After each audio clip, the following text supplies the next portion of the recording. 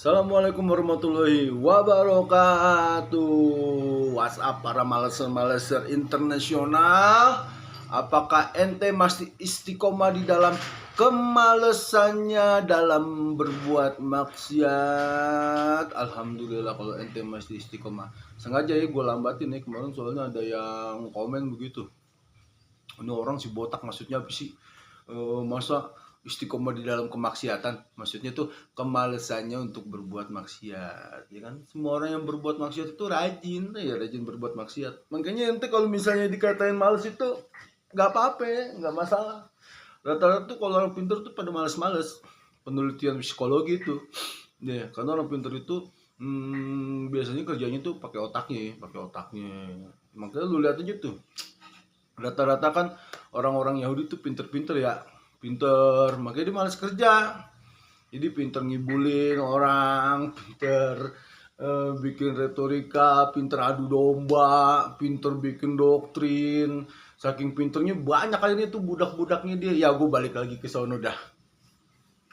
Enggak, maksud gue bukan pinter yang kayak gitu ya. Maksud gue ya pinter, kalau bisa sih pinternya itu Hairunas amfahum linas, sebaik-baiknya manusia itu yang berguna bagi manusia yang lainnya.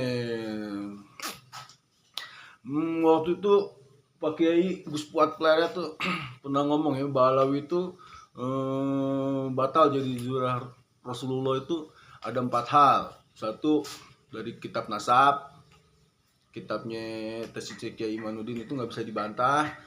Itu tuh. Tan, nggak bisa dibantah. Kedua, dari tes DNA, ya kan? Ketiga, dari sejarah. Keempat, dari perilaku itu kayak banyak deh, kayak tarian Javin itu kan bukan tarian dari Arab ya, itu tarian dari orang-orang Yahudi. Terus kalau dia ngomong wallahi aneh nggak ridho dunia akhirat, terus sering nyumpahin orang, dikit-dikit mubah halal, dikit-dikit inilah, dikit-dikit itulah, ya mungkin situ ya. Jadi ada 4 hal gitu. Nah, yang uniknya dari segi sejarah nih lucu nih. Jadi tadi gue nonton Dokter Menachem Ali tuh. Dokter Menachem Ali itu ahli filologi tuh, dia jadi meneliti manuskrip lama-lama tuh, itu ahlinya gitu. Jadi contohnya gini ya, kayak Rasulullah itu bilang nasabnya Rasulullah tuh sampai ke Nabi Ibrahim, dan itu dibuktikan sama manuskrip kitab-kitabnya orang Yahudi, benar bahwa Rasulullah itu keturunan dari Nabi Ibrahim, dan ujung-ujungnya itu pertemuannya tuh di Kedar gitu ya. Jadi kayak gitulah. Terus yang namanya manuskrip itu harus nyambung. Jadi antara guru dan murid itu harus nyambung. Misalnya gurunya nulis A, besoknya muridnya itu pas itu nulisnya B, C, D, F, G gitu. Jadi sejarah penulisan itu tuh bukan punya orang Islam doang ya. Ternyata orang-orang di luar Islam juga ada yang namanya dokumentasi kayak gitu ya. Nah, yang lucunya gini nih. Ubaidillah bin Ahmad itu, nama Ahmad Al-Muhajir itu nggak terkenal di abad ke-5 itu, nggak ada yang tahu.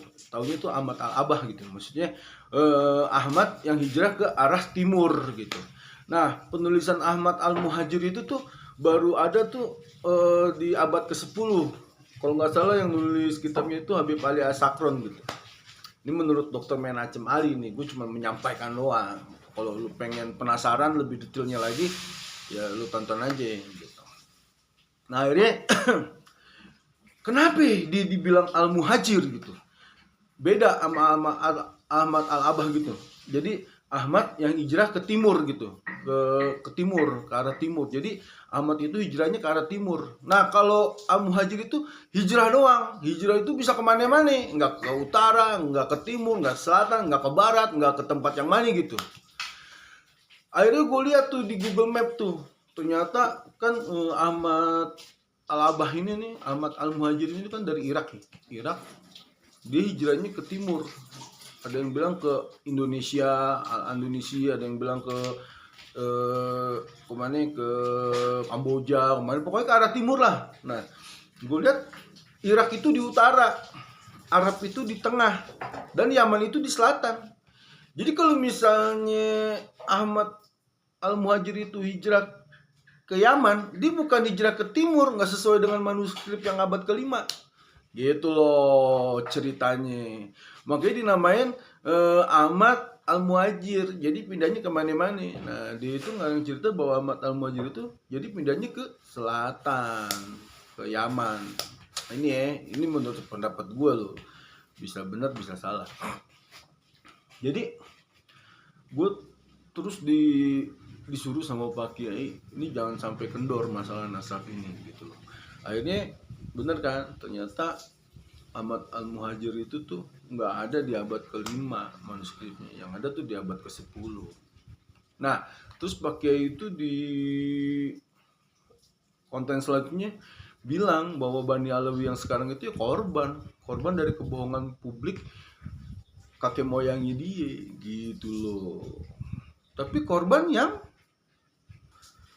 menikmati kebohongan itu. Makanya pas dia tahu bohong pada dakdikduk, ya ternyata gue bukan keturunan Nabi nih, gue bukan cucu Nabi nih gitu.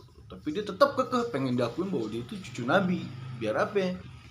Biar dia jemaahnya banyak. Terus dari segi ekonomi nih disupport sama jemaahnya dia, pengaruhnya banyak, semuanya banyak, urusannya urusan dunia lagi gitu loh. Makanya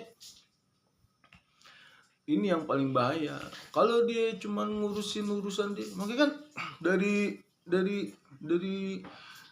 sejarahnya Sayyidina Hasan, Sayyidina Husain, terus dari sejarah ke bawahnya tuh yang namanya urusan politik, urusan dunia, itu yang korbannya pasti umatnya Rasulullah.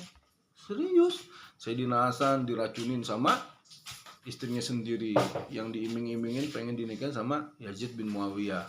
Sayyidina Husain dibantai sama Yazid bin Muawiyah, nyuruh Umar bin Sa'ad. Pokoknya kalau kita ngeliat dari sejarah tuh yang namanya urusan politik tuh semuanya tuh urusannya tuh yang paling sengsara tuh umat gitu loh. Makanya sekarang ini nih orang-orang itu kan paling gemar tuh berpolitik menunggangi umat. Akhirnya apa? Pas ribut, pas perang, pas itu apa segala macam. Yang korbannya kita umat-umat juga. Makanya kalau gue pribadi gue berhusnuzon aja sama Kiai NU bahwa kalau misalnya Kiai NU itu terlalu keras, nanti kita yang bakal ribut perang horizontal pasti itu. Cuman sekarang kayaknya ini bener kata Mas Awe Kertapati itu ya sama youtuber yang lainnya, kayaknya tuh buzzer itu tuh sekarang uangnya udah nggak ada. Makanya gue juga bingung kok tiba-tiba hater gue pada menghilang kan. Gue kangen banget kan gue dikatain, pala lu bolong kenapa gitu, gigi lu bolong kenapa gini. Karena gue nggak bisa membantah argumen gue. Akhirnya fisik yang diserang, wah botak lu, wah ini lu, wah apa segala. Terus gue juga disuruh apa, bang coba bang lihat channelnya Rangas on the clock apa gue nggak tahu deh. Gue buka sebentar, gue liat komennya, ya ini mah nggak usah gue komentarin juga. Yang komentar di situ hina semua, ngehinain dia semua. Ya dia akhirnya dengan sendirinya akan terhina karena otak budak yang ngejilat sepatu majikannya. Sekarang dia ngomong Gus Fuad itu memfitnah para Habib Ba'alawi itu keturunan Yahudi. Gus Fuad itu memfitnah Hadratus Syekh Kiai Haji Hasyim Asy'ari itu Yahudi. Wah, Gus Fuad itu coba ngomong di depannya begini. Maksudnya itu kan gue datang ngomong di depan gitu, lu berani nggak? Jangan berani dini doang, nggak usah gitu juga dengan kita ngomong kayak gitu kan, kita sama ngomong di depannya dia juga.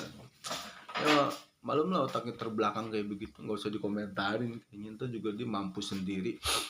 Dan ngomongnya plaplo begitu, komentarin apaan? Gue juga bingung kan. Udah gitu aja ya. Vlog gue, pokoknya gue ngevlog setiap hari sampai ntar gue ada isyara bahwa gue mesti berhenti, ya gue berhenti gitu aja ya. Assalamualaikum warahmatullahi wabarakatuh.